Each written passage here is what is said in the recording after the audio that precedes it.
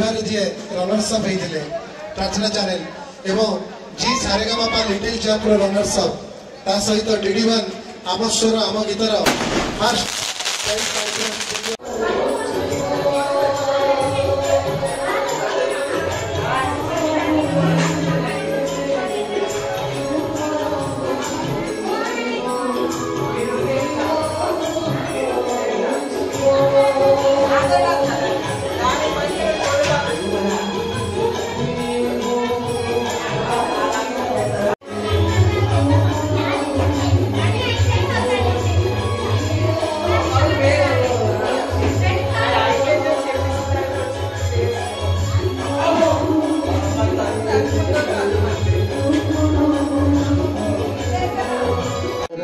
अन्य मन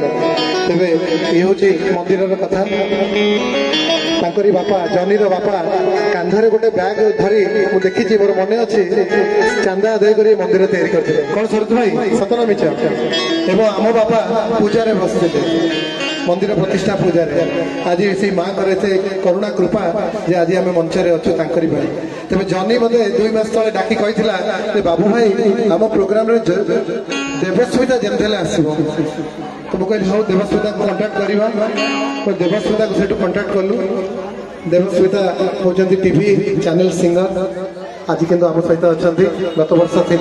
आज भी आम सहित अच्छा तेज अनुरोध करी ओडार से स्वनामधन्य गायिका देवस्मिता को मंचरे आसी